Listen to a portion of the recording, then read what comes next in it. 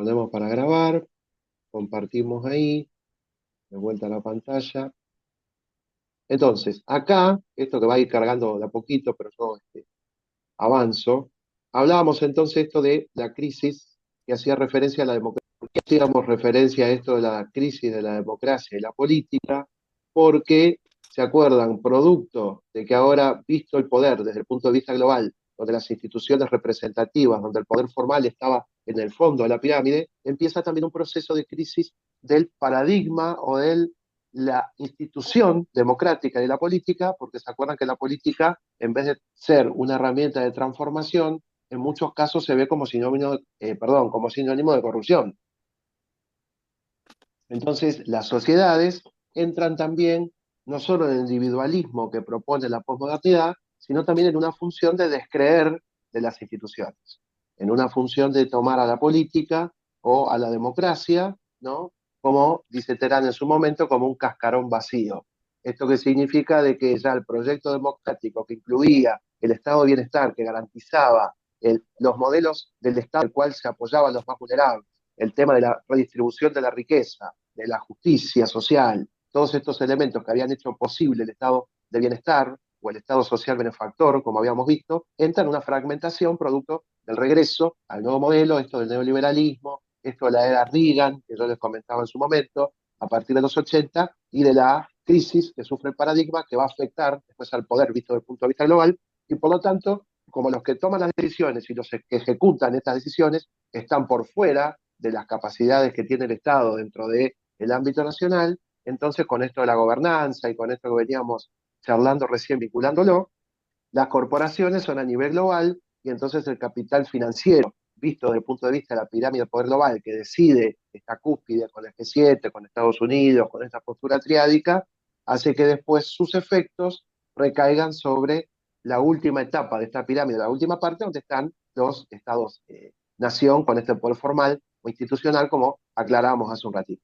Pero acá, avanzando un poquito con la lectura, aparece la corrupción. Capaz que en algún momento estuvieron tomando notas o eligiendo alguna de estas situaciones, ¿no? Que las habíamos mencionado, pero muchas veces no queda del todo claro y vamos a intentar esclarecer un poquito esto entonces. La política, entonces, si nosotros la tomamos como sinónimo de corrupción, nos estamos perdiendo la posibilidad de entender que la política debería ser una herramienta de acción ciudadana y una herramienta de transformación.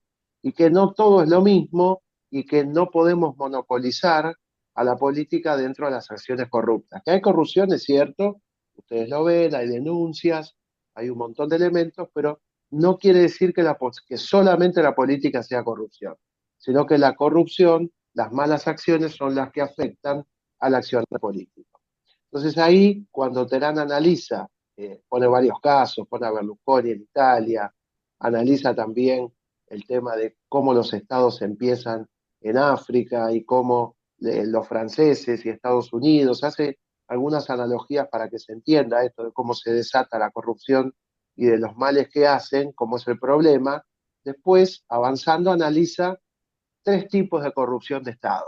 Que alguna de estos tres elementos puede estar en el choice, en el parcial. Entonces, tenemos corrupción de la administración pública. Es la más conocida, la más chiquita, la más cercana, que es cuando, por medio de sobornos o por medio de arreglos o de acuerdos corruptos, se produce esta corrupción en la administración para acelerar un trámite, por ejemplo, una gestión, una tramitación, ¿no? Lo que pasa con la burocracia. La otra, que aparece la otra corrupción, tiene que ver cuando estamos en los negocios, cuando estamos en la obra pública.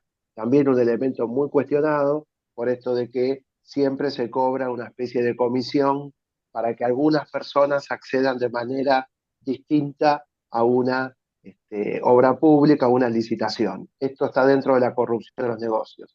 Eso Y la sería demás, como coimas, profe, los que se claro, conoce como exacto, coimas. sí. Entonces vos que querés hacer una obra X y le estás en acuerdo con el Estado municipal o con la Sí. provincia o con la nación, cuando haces ese acuerdo que presentás tu licitación, es como que le das también un extra de dinero para que tomen tu proyecto en cuenta antes que otros, digamos. Y Ok. ahí se empieza a corromper. ahí digamos que es corrupto. Cuando hay una Sí, coima o un arreglo, las licitaciones se tiene que revisar a todas por igual y de acuerdo a las conveniencias de ese momento, los organizadores o el Estado van a decidir cuál es la mejor propuesta. ¿Está bien? bien. Sí, sí, sí. Entonces, cuando hablamos de alto nivel, esta corrupción de alto nivel que nosotros vemos, por ejemplo, entre los puestos políticos, los financieros, los administrativos, cuando aparece una persona que tiene una casa que vale 5 millones de dólares y gana 2 millones de pesos. Y vos decís, ¿cómo hizo para comprar la casa? O sea, es imposible que tengo que estar 5 años trabajando sin gastar un centavo y obviamente no me dan los números por más que yo los dibuje y los mire de determinada manera. ¿Qué pasa entonces? ¿Cómo se accede a esos niveles de vida? Por arreglos corruptos, por cuestiones que vinculan a la política con esto del dinero y de los favores, que tristemente después aparecen en todos los ámbitos y afectan a la política en sus herramientas, afectan a la política como herramienta de transformación. Por eso, política no es igual a corrupción, sino que la corrupción es lo que transforma y lo que de alguna manera le quita el valor que tiene la política como herramienta para transformar la vida de las personas. ¿Sí? Tomen en cuenta esto también. Ah, perdón, antes de avanzar, un poquito antes, cuando hablábamos del problema de Hobbes, que yo lo puse en el podcast también.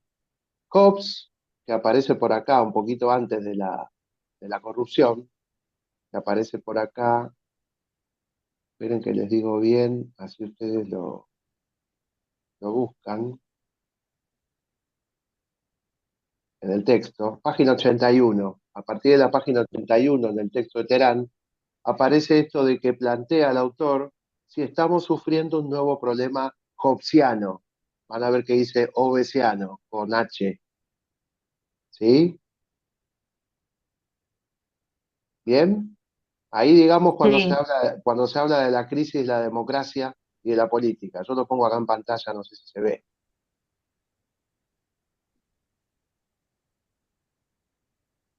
¿Se ve ahí la página 81? sí. ¿Y Bien. entonces a qué hace referencia?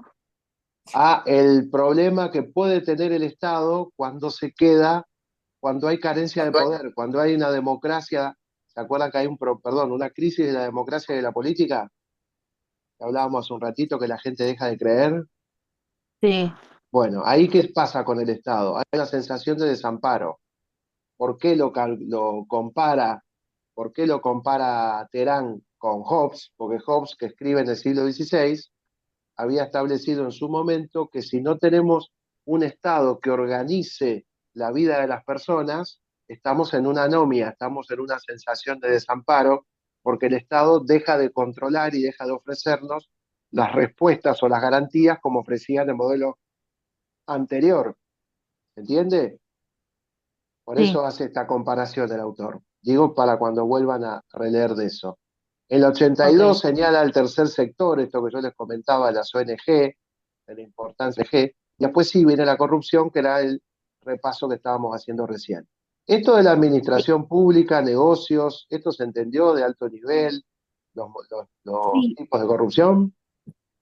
sí, profe, a vos te faltó decir en el tercero. Dijiste tres tipos de corrupción, nombraste dos. Ah, el tercero, que es el de alto nivel, es el que directamente aparece con las denuncias de los funcionarios públicos.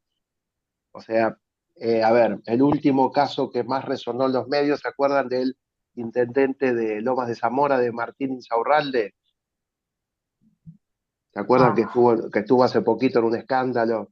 Que lo encontraron en un Sí, yate navegando por el Mediterráneo, lo mandaron al frente y resulta que esta persona, con lo que gana, no puede ni pagarse el pasaje de avión.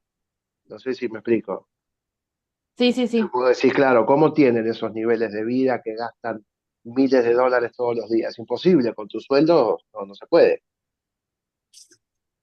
Entonces claro, lo, ahí lo den- entonces lo denunciaron. Ese tipo de corrupción que después se hace pública, bueno, ahora tenemos el presidente imputado por violencia de género, el expresidente, entonces todas estas situaciones estarían dentro del tercer nivel de corrupción, que es el de alto nivel. ¿Sí? Ok, Entonces Ok. tenemos ok. tres, en la administración pública, negocios y de alto nivel. Hay tres tipos de corrupción. Después ustedes seguramente lo van a revisar, pero alguna en el choice puede aparecer de corrupción también.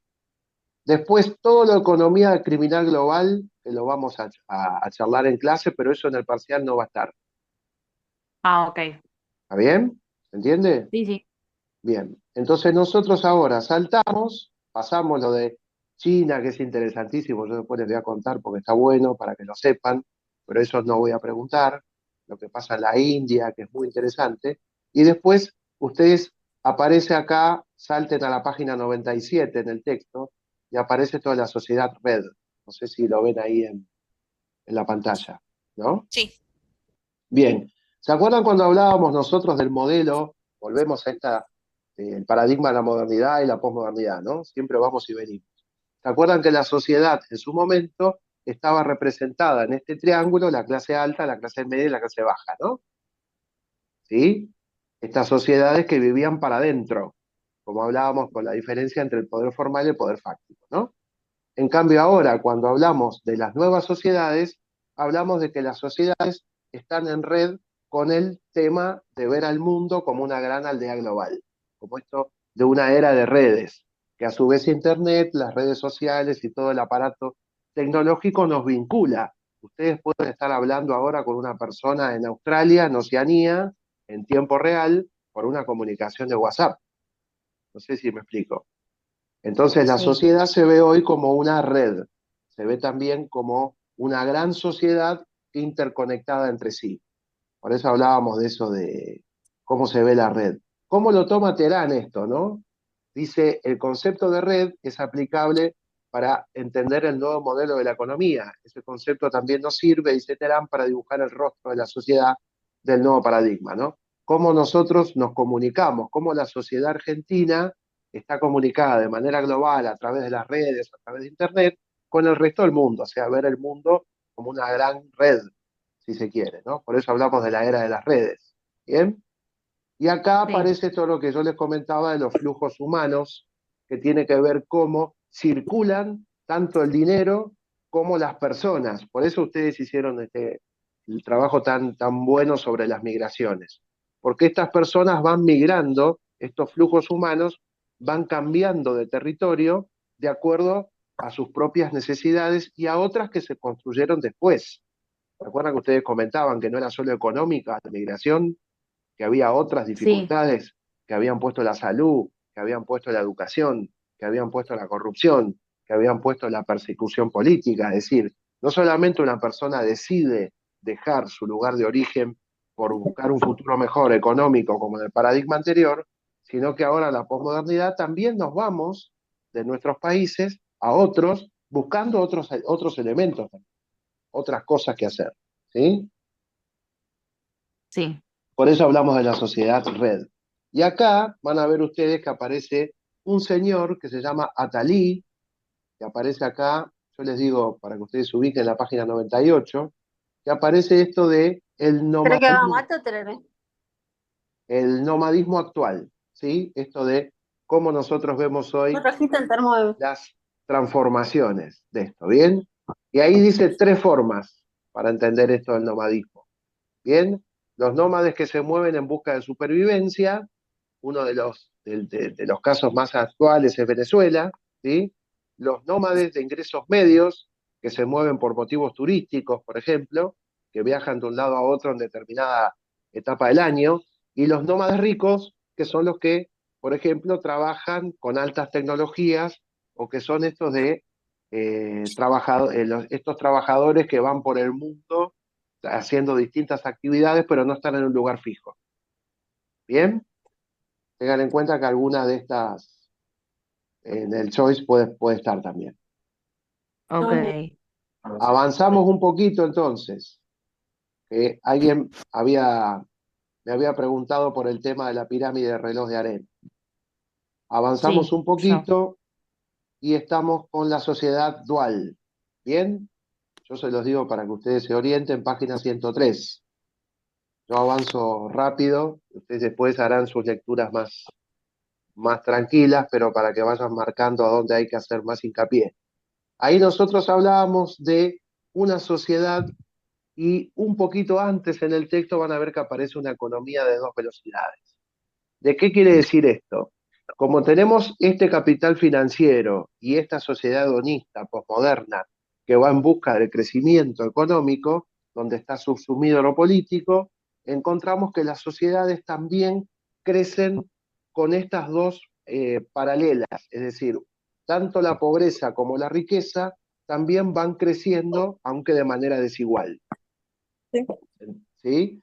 Y ahí van a ver que cuando aparece la sociedad dual, aparece cómo se redistribuye el capital en el mundo, la riqueza, se distribuye de manera desigual.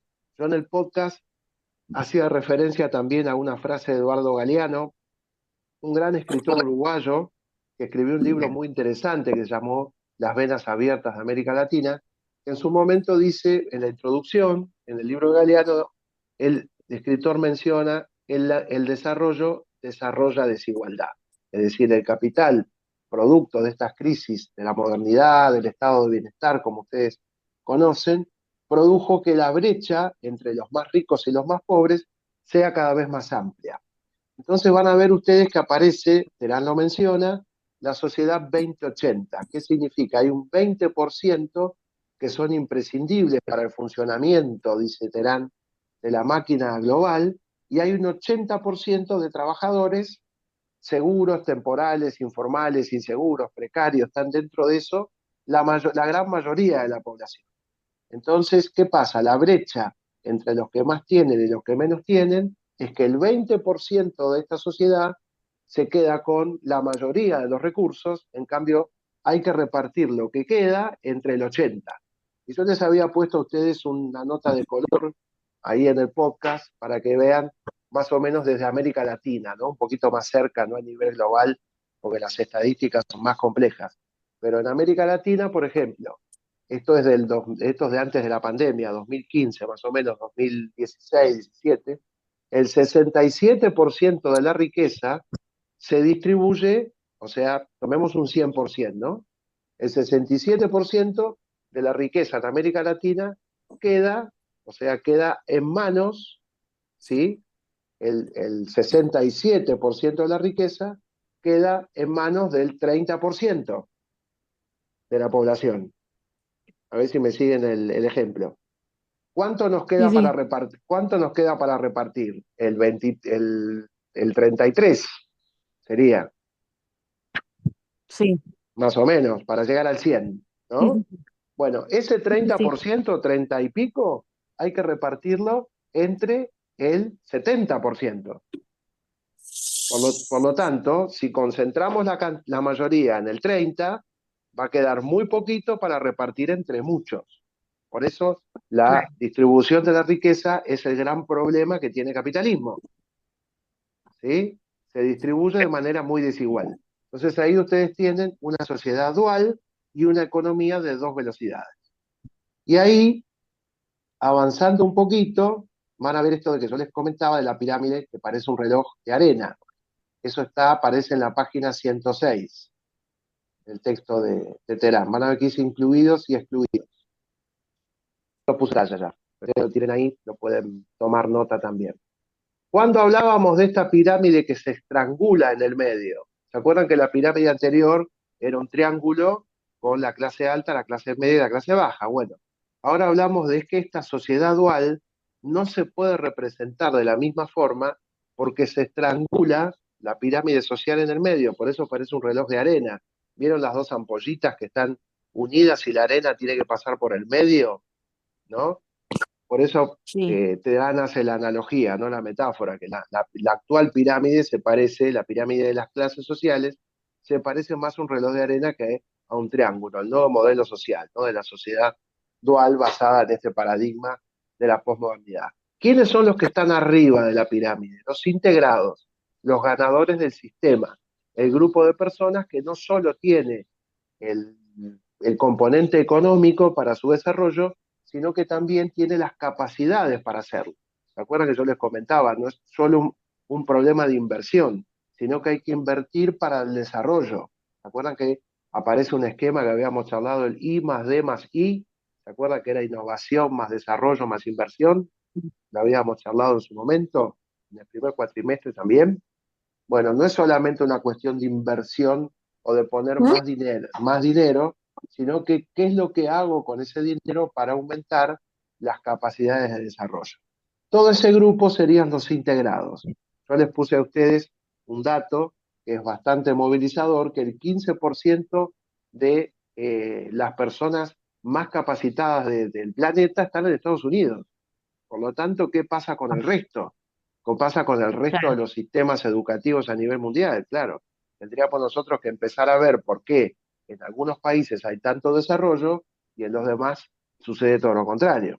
Entonces hay una cuestión ahí, ¿quiénes son los integrados? Este grupo de personas que no solo tiene el componente económico, sino también el componente tecnológico y las habilidades para hacerlo.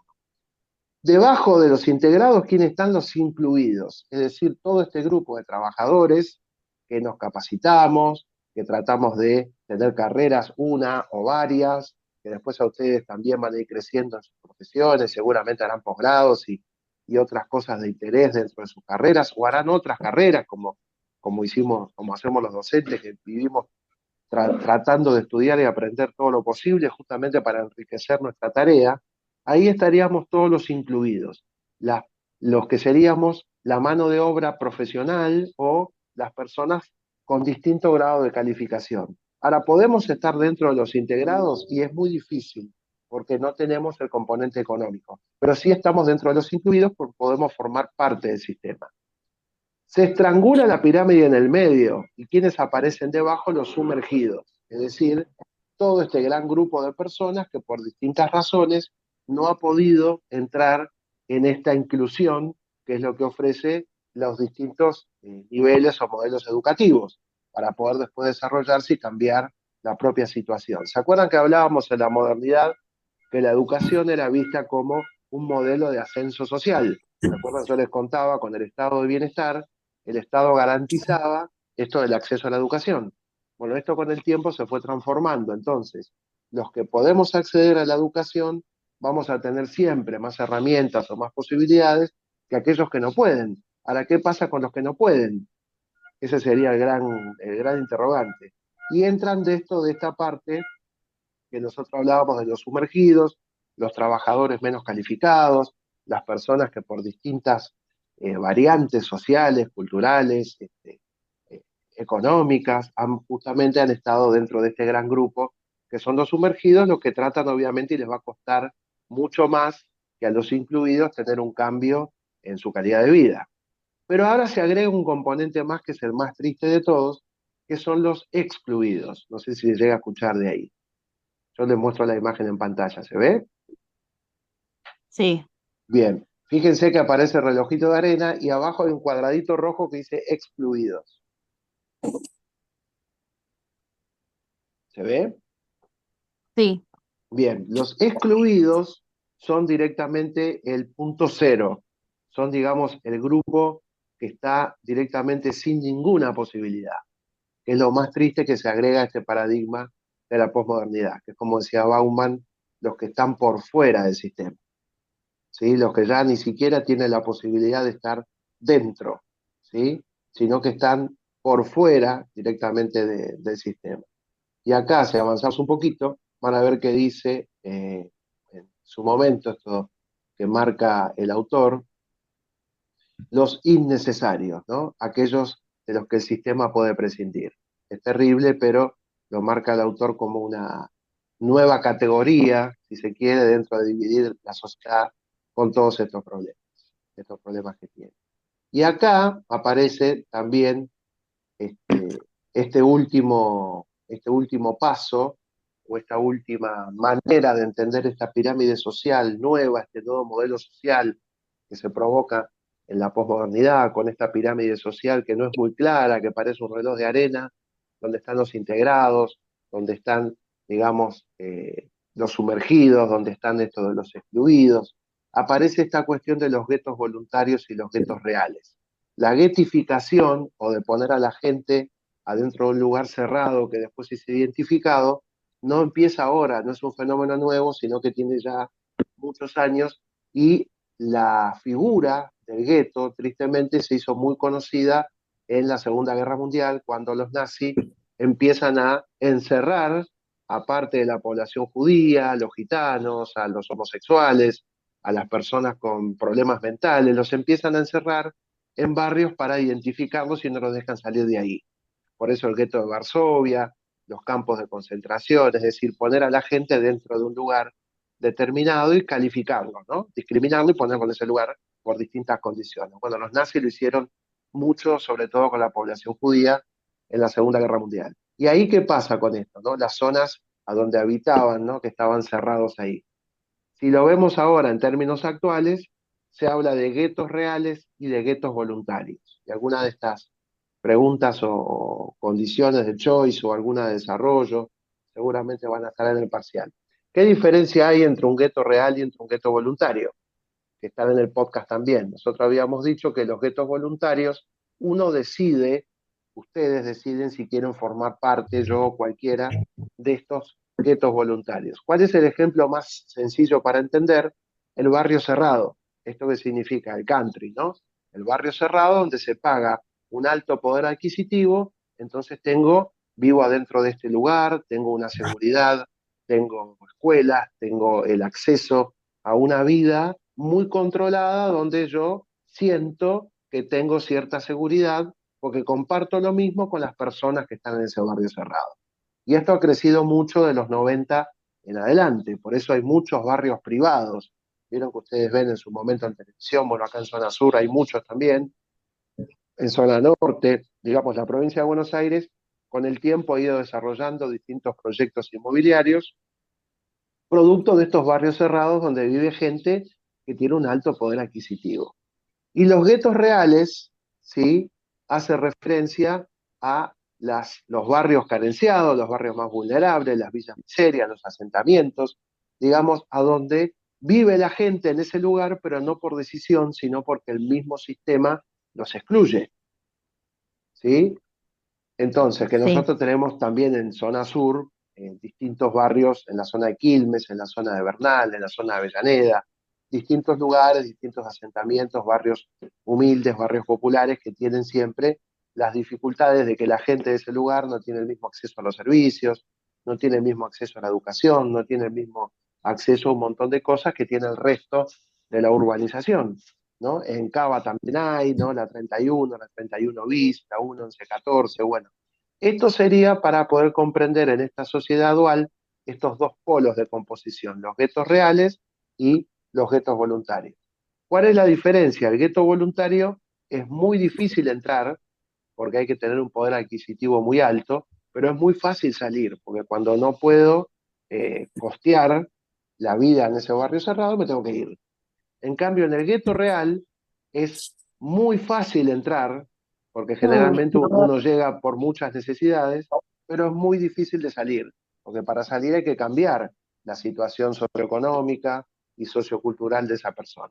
Ahí tienen las diferencias entre los guetos reales y los guetos voluntarios. ¿Qué nos quedaría entonces pendiente avanzando un poquito? Solamente la primer parte. eh, Profe, le hago una pregunta. Dale, dime.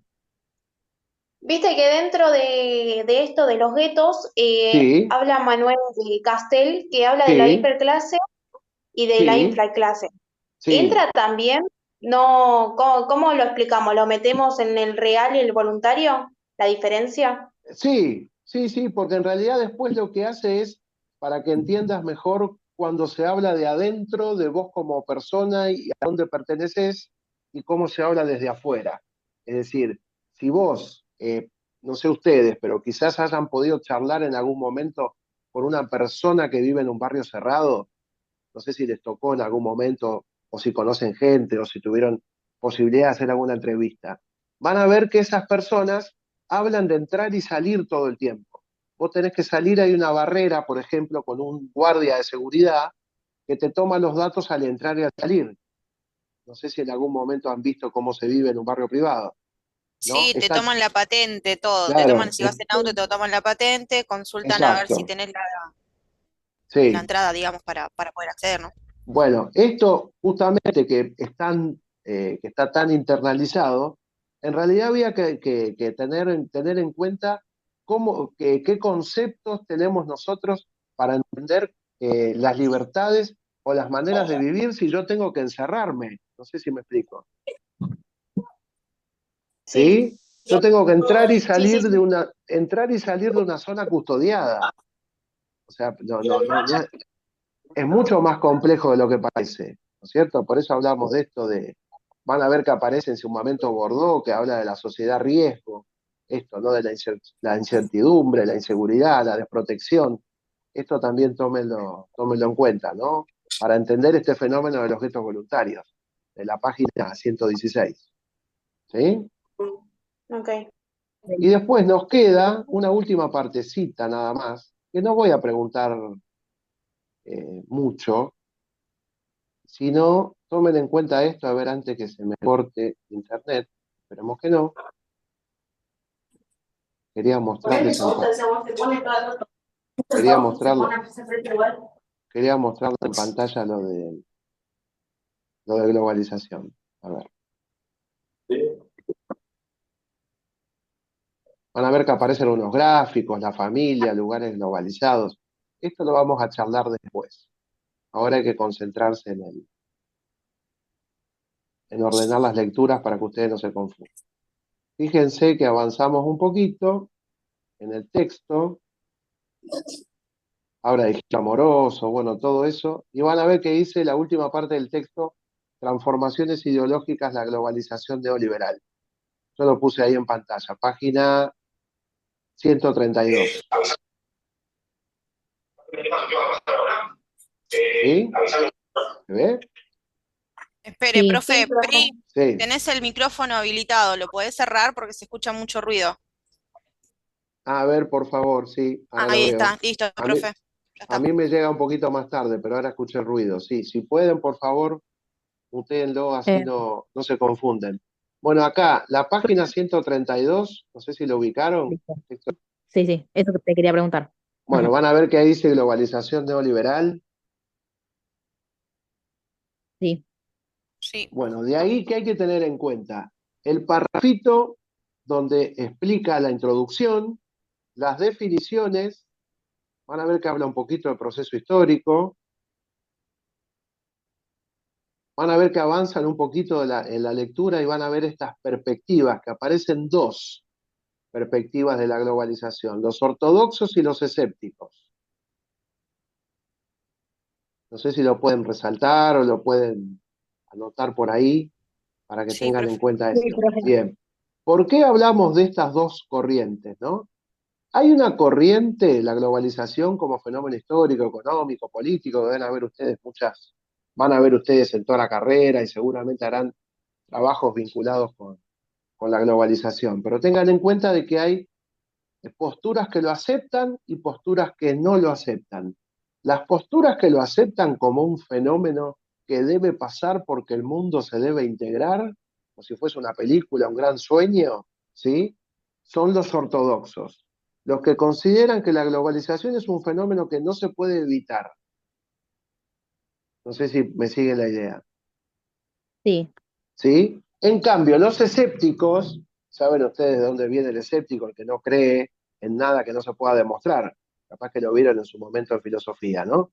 La persona sí, escéptica solo cree en lo que ve, en lo que puede demostrar.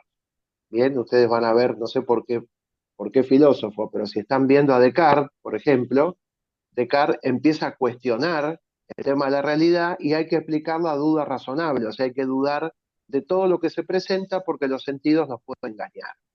Entonces ahí yo tengo una sí, postura escéptica. No voy a poder creer hasta que no pueda demostrar o hasta que no pueda ver que esto existe, ¿no? Entonces yo digo, no, porque yo vi la semana pasada a tal persona en tal lugar. Hasta que a mí no me demuestran que esa persona estuvo en ese lugar, yo no te creo. Bien, entonces, ¿qué es lo que consideran los escépticos? Los escépticos dicen que en realidad en la globalización es un elemento de dominación que han inventado, ¿sí?, las sociedades más poderosas para tenernos dominados al resto, a los que no podemos participar de esos cambios. No sé si me sigue la idea. Los ortodoxos consideran que la globalización va a pasar, que es un fenómeno que no se puede evitar. En cambio, los escépticos dicen que no es un proceso histórico inevitable, sino que es una construcción ideológica. Es algo que construyeron los poderosos para después tenernos a todos envueltos en esta noción de dominación, para de alguna manera construir esa ideología. Y ahí empiezan, digamos, estas dos situaciones, ¿no? Ustedes lo van a analizar, van a ver que aparecen dónde se centran los escépticos y dónde se centran los ortodoxos. ¿Bien? Y el otro factor, que se termina el apunte, tiene que ver, lo quiero marcar acá para que ustedes lo tomen, porque ya terminamos. Quiero con esto, van a ver que dice, acá termina, dice la página 133 y 134. Cito textual del texto de Terán para que se entienda, ¿no? Otro factor que separa estos dos grupos, es decir, los escépticos y los ortodoxos, es su consideración del rol de la tecnología, dice Terán, ya que mientras los ortodoxos le asignan un papel esencial para el cambio, los escépticos consideran que las nuevas tecnologías de la información y de la comunicación no son las causantes del proceso de globalización, sino herramientas para su construcción. ¿Se acuerdan que el poder era una construcción de significados? Bueno, ¿qué utilizaba yo para construir el poder? Los medios masivos de comunicación y las sociedades en las redes. ¿Cómo construyo las redes? A través de Internet. Por lo tanto, ¿qué dicen los escépticos? No es que la globalización es solo comunicarme económicamente con el mundo, sino que es un instrumento, una herramienta